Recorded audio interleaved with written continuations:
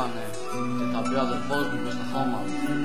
Πως να αντέξει η καρδιά μου τέτοιο πόνο, να σε βλέπω ξαπλωμένο με τα αίματα στον δρόμο. Στα γόνατα η μάνα σου να κλαίει, έτοιμη να έρθει γιατί μαζί σου. Τόσους ανθρώπους με σβηστά τα χαμόγελα στο πρόσωπό του.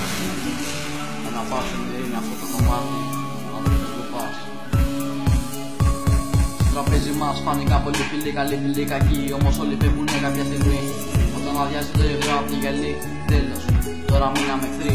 Στα δυνατά πάντα να ήμασταν μαζί, μα ξέρεις κάτι.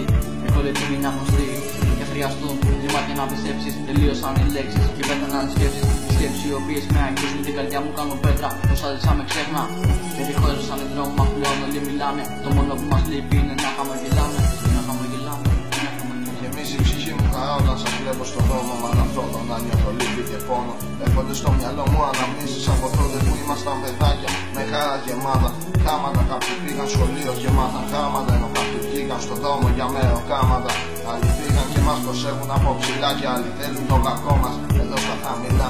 Θέλω να στο πω, μα μην δεν νιώσεις άβολο. Άλλοι θέσαν χαμηλά και παίζουν με τον διάβολο.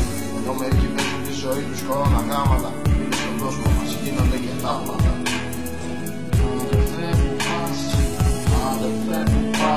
Πάνω ότι ο Θεός σε πήρε μαζί για να μικρό αγγέλο να το προσέχει και να μάθαινε στο πρώτο μας. Χάθηκε απόψε βράδυ μια ζωή. Ήρθε ο Θεός και του πήρε την ψυχή. Έσπασε το λιμόνι και ακούστηκε μια φωνή. Μας έφυγε ο κόσμος και είπανε ο νεαρός είναι νεκρός. Νεκρός, έφυγε ακόμα ένας αδερφός. Αδερφέ που πας, αδερφέ που πας. Να λες νεκρά, απόψε πετάς.